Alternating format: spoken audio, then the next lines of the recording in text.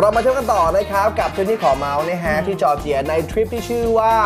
Grand Caucasus Grand Journey ได้แล้วใช่ไหมโอเคเราก็มากันที่เมืองกอรีครับหลายคนเราทำไมต้องมาเมืองนี้นะสำคัญยังไงอะไรยังไงอะไรอย่างเงี้ยแต่พอบอกว่าอ๋อที่นี่เป็นบ้านเกิดของโยเซฟสตาลินเห็นไหมเป็นบุคคลสำคัญที่ของโลกคนหนึ่งนะก็ต้องบอกว่าไม่แค่ใช่ไม่ใช่แค่สหภาพโซเวียตไงแต่บุคคลที่โลกจดจำชื่อของเขาใช่หลายคนก็ยังไม่รู้ไงว่าเขาเป็นคนไม่รู้เห็นนะผมไม่รู้เลยนะเพราะว่าจอร์เจียเคยเป็นส่วนหนึ่งของสหภาพโซเวียตผมเนี่ยหนึ่งคนเลยนะที่เป็นคือไม่น่าเชื่อหน้าตาอย่างผมเนี่ยจะเป็นคนที่แบบศึกษาประวัติศาสตร์โลกแบบไม่น่าเชื่อน่าจะศึกษาเรื่องอื่นอะไรเงี้ยอะไรนะสรีระศาสตร์สรีระแฮ่เนี่ยเหมือนพี่เพิ่งไปจีนอ่ะเราก็รู้สึกว่าคนจดจำแต่ชื่อของเหมาเจ๋อตุงปรากฏว่าพอคุยกับคนจีนเยอะทำให้เรารู้เลยว่าคนจีนพูดประคำนึงอ่ะพี่เดินผ่านน้องคนนึงบอกว่าเดินผ่านรูปโจเอินไหลอ่ะเขาจะร้องไห้เขาบอกพี่รู้ไหมคนจีนรักโจเอินไหลเหมือนคนไทยรักในหลวงใช่เพราะว่าในยุคสมัยหนึ่งเชื่อไหมว่าเนี่ยทำให้รู้อ๋อเหรอโจเอินไหลพี่แทบจะต้องแบบรีบหาเขายุติอะไรอย่างเงี้ยคือคนระดับโลกอย่างเงี้ยยุติความรุนแรงที่เกิดขึ้นในประเทศจีนที่ตอนนั้นทหารฆ่าประชาชนคือแบบเป็นคนที่แบบคนจีนมาเรื่องเรากำลังลิสต์รายชื่อของคนสำคัญของโลกซึ่งแน่นอนว่าเราไม่รู้หรอกนะคือคนทุกคนมันมีแง่มุมดีไม่ดีคนชอบไม่ชอบหรืออะไรอย่างเงี้ยแต่นี่คือถ้าเรียกว่าท็อป 10 ชื่อของบุคคลสำคัญของโลกที่โลกจดจำต้องมาแล้วก็ต้องมาที่นี่เพราะว่านี่คือบ้านเกิดของสตาลินเมืองกอรีเป็นบ้านเกิดของสตาลินจริงๆเนี่ยกอรีไม่ได้เป็นแค่บ้านเกิดของสตาลินคนที่ออกแบบจรวดขีปนาวุธอะไรอย่างเงี้ยเขาชื่ออเล็กซานเดอร์อะไรวะเดี๋ยวก่อนนะอเล็กซานเดอร์นาดิราชีก็บ้านเกิดอยู่ที่นี่เหมือนกันแต่คนมาเนี่ยส่วนใหญ่มาดูว่าบ้านตรงนี้สตาลินเคยอยู่อะไรอย่างเงี้ยแล้วก็สำคัญเลยเนี่ยไม่ได้มาดูแค่บ้านแล้วมาดูพิพิธภัณฑ์สตาลินซึ่งตั้งอยู่ที่นี่พี่ชอบมากเลยพี่รู้สึกว่าเขาจัดไว้ดีต่อให้คุณชอบหรือไม่ชอบผู้ชายคนนี้ก็ตามแต่ว่าเรื่องราวของเขาก็ตั้งแต่เขายังไม่มีบทบาทในพรรคคอมมิวนิสต์เลยด้วยซ้ำก็ไล่มาตั้งแต่วัยหนุ่มทำอะไรยังไงเล่ารูปตอนหนุ่มๆหล่อมากหล่อนี่สตาลินเหรอเฮ้ยนี่สตาลินเหรอพี่ใช่หล่อเกินจริงอะไรอย่างเงี้ยไกด์คนที่บรรยายในนี้ยังพูดเลยว่าแต่ว่าฉันคิดว่ารูปตอนหนุ่มๆเขาดูจะทำแบบหล่อเกินจริงไปนิดนึงอะไรอย่างเงี้ยไกด์ประจำมิวเซียมอะไรเงี้ยก็เล่าให้ฟังรวมไปถึงเล่าถึงเรื่องราวครอบครัวชีวิตของเขาอะไรอย่างเงี้ยแล้วลูกปัจจุบันลูกของลูกหรือหล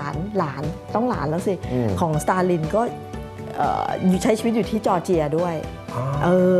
คือเขาแบบหลานเลยแหละน่าจะประมาณแล้วหลุดแบบจะหลุดเลยแบบหลานน่าจะหลาน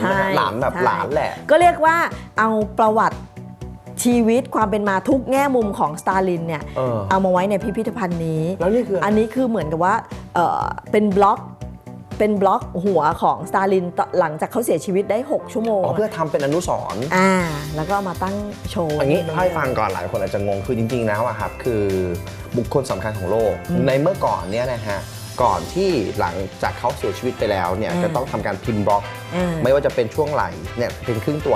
ใช่ครึ่งตัวเนี่ยเป็นการพิมพ์บล็อกขึ้นมาเพื่อทำเป็นอนุสรณ์แล้วก็ค่อยทำเป็นรูปเป็นร่างว่ากันไปเหตุผลเพราะอะไรเพราะหลังจากการเสียชีวิตไประยะเวลาหนึ่งรูปร่างของคนมันจะเพี้ยน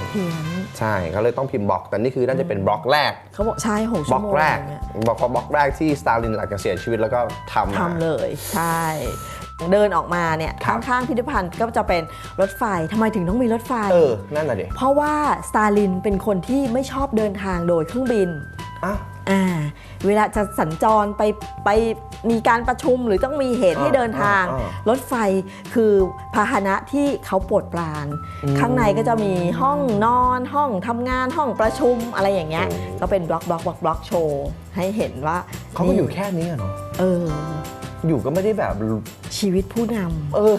เดี๋ยวนะผู้นำอภิมหาอำนาจบนโลก แล้วเมื่อกี้ที่พี่การพูดนะครับว่าเป็นบ้านเกิดของคนที่ออกแบบหรือว่าวิศวกร จรวดขีปนาวุธ ทำไมถึงต้องพูดถึงเรื่องนี้เหตุผลเพราะว่าคุณทราบหรือไม่ว่าผู้ที่ทำจรวดขีปนาวุธ หรือว่าระบบการส่งอาวุธแบบเนี้ยที่ลอยมาในฝ่าโซเวียตทำ เป็นคนคิด ใช่ ทุกอย่างเลยอ่ะปืนไรเฟิล ใช่ พี่ไปรัสเซียเขาวก่อนก็เหมือนกัน ใช่ คนที่คิดค้นปืนไรเฟิล ใช่ ก็รัสเซีย ถูกต้องครับ เราก็อยู่ที่เมืองกอรีกันพักใหญ่อะเนาะก็เดินทำความรู้จักกับชายชื่อสตาลินกันสักพักใหญ่ เราก็นั่งรถต่อไปประมาณสัก10 กิโลโดยประมาณอะไรอย่างนี้ก็ตรงนี้เขาเรียกว่าอุปลิสิเค อุปลิสิเคคืออะไร ใช่ มันเป็นเหมือนเมืองถ้ำอ่ะใช้ถ้าเป็นพี่นะพี่เรียกเมืองถ้ำดีกว่า เดี๋ยวนะ เพราะว่า อุปลิสิเคคือเมืองถ้ำนั่น อ่ะ อ๋อ ดูภาพแล้วก็จะได้อ๋อ พอยคือเขาสร้างขึ้นมาเป็นแค่อนุสรณ์เป็นอะไรไม่รู้หรือ ไม่ เขาอยู่จริง อยู่จริง ๆ ๆ เป็นบ้านของเขาจริง เป็นบ้านเป็นเมืองเป็นเหมือนจริง ๆ จะใช้ว่าเป็นอาณาจักรหนึงยังได้เลย เพราะสมัยก่อนเนี่ยเขาเรียกว่าเป็นเส้นทางการค้า ขนของไปขายต้องผ่านทะเลดำเชื่อมโยงกับอินเดีย เรียกว่าเหมือนเป็นหนึ่งเป็นเมืองบนเส้นทางการค้า ๆ ครับ มีชุมชนมีหมู่บ้านขึ้นมา กองคาราวานมาพัก มีเกิดเป็นหมู่บ้านมีอะไรขึ้นมาสร้างเป็นอาณาจักรในบรรดาของอุบลิสิเคเนี่ยมันจะมีอยู่ 2 มุมที่ดูแล้วมีการแกะสลักหิน บนเพดานจะมีลวดลายก็คือเป็นโซนของเทเตอร์กับโซนที่เป็นเหมือนวังตรงเนี้ยก็จะแบบมีการแกะลวดลายแกะอะไรให้ วิจิตรตระการตา คืออันอื่นจะเป็นบ้านคนธรรมดาก็ จะเป็น เจาะไป เจาะ เจาะไปอะไรแบบเนี้ย เก่งเนาะ ใช่ ประเด็นคือเจาะหินนะฮะ ใช่ ทุกอย่างไม่ได้ขุดไม้นะฮะ แล้วเดินจริง ๆ ตรงนี้นะถ้ามีเวลาตรงนี้อยู่บนนี้ไปเรื่อยๆ อยู่ดูพระอาทิตย์ตกเป็นจุดชมวิวจุดหนึ่งที่สวยงามมากในถ้าวันที่อากาศดีๆ อะไรอย่างเงี้ยนะเพราะวันที่ไปเนี่ยมันทึมๆนิดนึงเห็นไหมมันจะเห็นแบบว่าวิวทิวทัศน์เห็นภูเขาเห็นแม่น้ำเพราะตรงนี้เนี่ยก็เป็นส่วนที่มัตตคาวารีแม่น้ำไหลผ่านเหมือนกัน ก็หมู่บ้านตรงนี้เขาก็เรียกว่ามัตตคาวารีด้วยนะเป็น